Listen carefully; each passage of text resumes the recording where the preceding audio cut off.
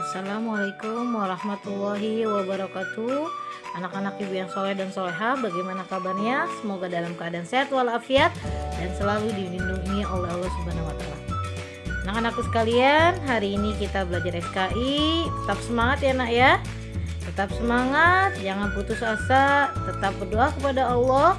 Semoga wabah cepat berlalu ya. Sholat 5 waktunya jangan ada yang tertinggal ya, karena sholat 5 waktu itu wajib. Dan kalian berdoa kepada Allah semoga wabah cepat berlalu, kita dapat berkumpul di sekolah kita tercinta ya. Kemarin sudah ibu jelaskan dakwah Nabi Muhammad secara sembunyi-sembunyi. Sekarang ibu akan jelaskan dakwah Nabi Muhammad secara terbuka atau terang-terangan.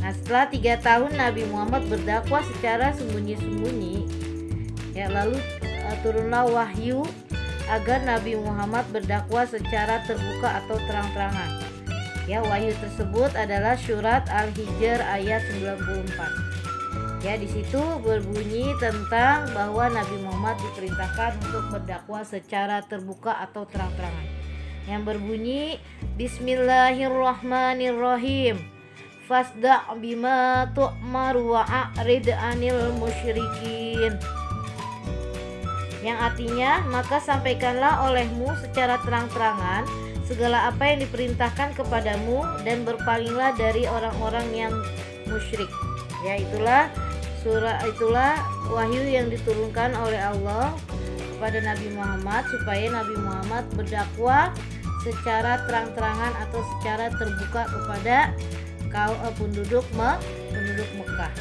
Enak ya. Nah, di sini perintah Allah kepada Nabi Muhammad untuk menyampaikan syiar Islam atau dakwanya secara terang-terangan atau secara terbuka. Yang pertama, berdakwah kepada kaum Quraisy. Ya, berdakwah kepada siapa? Kaum Quraisy. Ya, di sini Nabi Muhammad secara terang-terangan mengumpulkan orang-orang Quraisy dan masyarakat Mekah lainnya untuk berkumpul di mana? Di Bukit Syafa. Ya, kemudian Nabi Muhammad menyampaikan dakwanya tentang keimanan kepada Allah Subhanahu wa Ta'ala. Namun belum selesai menyampaikan dakwanya, Nabi Muhammad belum selesai berbicara, tiba-tiba pamannya datang yang bernama siapa? Abdul Uzza, yang dikenal dengan Abu Lahab, dan berteriak mencaci maki, menghina Nabi Muhammad, marah-marah. Apa yang disampaikan Nabi Muhammad, kata Abu Lahab, bahwa ajaran yang tidak benar. Nabi Muhammad ketika sedang menyampaikan dakwanya dicaci maki ya, marah-marah, caci maki, dimarah-marahin ya. Tapi Nabi Muhammad tidak putus asa. Nabi Muhammad terus melaksanakan dakwanya ya. Nah, ketika Nabi Muhammad dicaci dimaki oleh pamannya Abu Lahab ya, lalu Allah menurunkan wahyu kepada Nabi Muhammad, yaitu surat Al-Lahab ayat 1-5 yang merupakan jawaban dari Allah Subhanahu wa Ta'ala terhadap cacian makian terhadap Nabi Muhammad dari Abu Lahab. Ayo, siapa yang hafal surat Al-Lahab ayat 1-5? Hafal semua ya, nanti kita bacakan bareng-bareng. Nah, inilah surat Al-Lahab ayat 1-5, jawaban dari Allah ya, merupakan jawaban Allah terhadap cacian makian Abu Lahab kepada Nabi Muhammad. Kita baca bareng-bareng ya. Bismillahirrahmanirrahim. Tabbat yada abi lahabi wa tab. Binasalah kedua tangan Abu Lahab dan benar-benar binasa dia. Ma agna anhu maluhu wa ma kasab. Tidaklah berguna baginya hartanya dan apa yang dia usahakan. Sayasla naran zata lahab. Kelak dia akan masuk ke dalam api yang bergejolak atau api neraka. Wa mra'atuhu hammalatal hatab. Dan begitu pula istrinya pembawa kayu bakar atau penyebar fitnah. Fi jidiha hablum mim masad. Di lehernya ada tali dari sabut yang dipintal. Nah, itulah surat Al-Lahab ayat 1 sampai 5 beserta artinya. Ya nak ya, itulah jawaban dari Allah atas perlakuan Abu Lahab karena telah mencaci maki Nabi Muhammad ketika sedang berdakwah. Paham ya nak ya? Nah, selanjutnya berdakwah kepada keluarga besar Bani Hasyim dan Bani Muthalib. Ya, Nabi Muhammad tidak putus asa walaupun mendapat kecaman, ancaman, cacian, makian dari Abu Lahab beserta pengikutnya. Tapi Nabi Muhammad tidak putus asa, terus menerus untuk menyampaikan dakwahnya. Lalu turunlah wahyu berikutnya dari Allah Subhanahu wa taala yang memerintahkan agar mulai mendakwa Islam kepada keluarga dekatnya.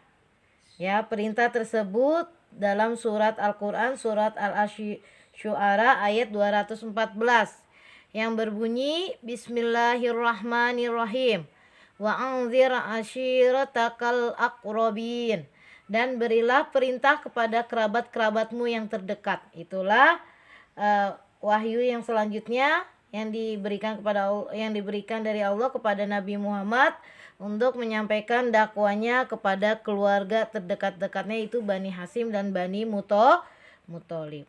Lalu Nabi Muhammad segera melaksanakan perintah Allah Subhanahu wa taala. Beliau merencanakan dakwah Islam kepada kerabat-kerabat terdekatnya, yaitu Bani Hasyim dan Bani Muthalib. Nabi Muhammad mengajak paman-pamannya, kerabat-kerabatnya agar memeluk ajaran Islam. Ya, cara yang dilakukan Rasulullah adalah mengundang kaum kerabatnya, keluarga Bani Hasyim dan Bani Muthalib pada perjamuannya makan di rumahnya, di rumah Nabi Muhammad.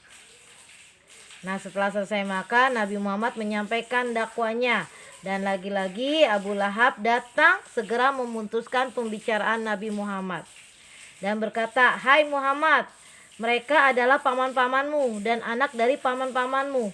Sungguh aku tidak pernah melihat seseorang datang membawa sesuatu yang lebih buruk dari apa yang kamu bawa."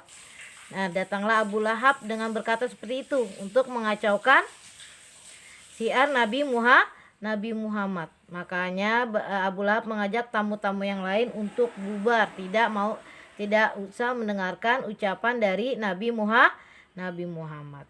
Tapi dengan begitu Nabi Muhammad tidak putus asa.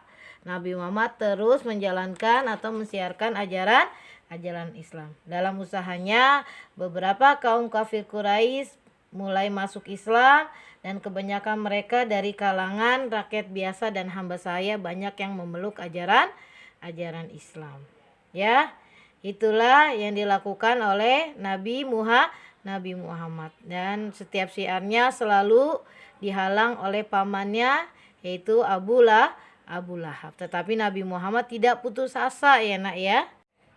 Nah, selanjutnya sebab-sebab kaum Quraisy menentang ajaran Islam. Ya, mengapa kaum Quraisy menentang dakwah Nabi Muhammad? Yang pertama, karena ada persaingan kekuasaan. Ya, di sini kaum kafir Quraisy tidak dapat membedakan antara kenabian dan kekuasaan. Jadi mereka menyangka bahwa Nabi Muhammad ingin menguasai kependudukannya, ya, bahwa Nabi Muhammad ingin menguasai kepemimpinannya. Ya, beliau menyangka bahwa Nabi Muhammad ingin menguasai kepemimpinannya di kota Mekah. Terutama adalah orang yang takut kehilangan kekuasaannya, itu paman Nabi sendiri yang bernama Abu Lahab, yang selalu mengacaukan dakwah Nabi. Ya, selanjutnya itu persamaan hak antara bangsawan dan hamba sahaya. Di sini ajaran Islam mengajarkan tidak membedakan antara golongan bangsawan dan hamba sahaya. Semua sama di mata Allah, hal yang paling tinggi adalah ketakwaan kepada Allah. Ya, di sini tidak ada membedakan antara bangsawan dan hamba sahaya, semuanya sama. Ya, orang yang lebih mulia adalah orang yang paling tinggi ketakwaannya kepada Allah Subhanahu wa taala. Itulah yang ditakutkan oleh kaum kafir Quraisy, tidak mau disamakan oleh hamba sahaya. Ya. Selanjutnya, kaum kafir Quraisy takut akan hari pembalasan. Karena agama Islam mengajarkan bahwa hidup di dunia itu hanya sementara.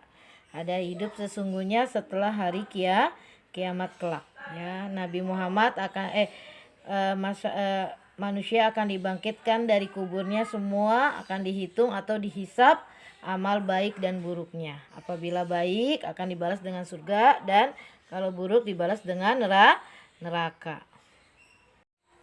Ya, itulah sebabnya orang-orang Quraisy tidak dapat menerima hal-hal seperti itu, karena mereka tidak percaya akan dibangkitkan lagi setelah mati. Ya, maka kelak di hari kiamat akan mendapat siksa karena selama hidupnya mereka selalu berbuat dosa. Itulah sebabnya mereka menentang ajaran Islam, karena selalu berbuat dosa, takut dimasukkan ke dalam neraka karena perbuatan dosanya banyak. Jadi mereka takut dibangkitkan kembali. Sekian dari Ibu, ya.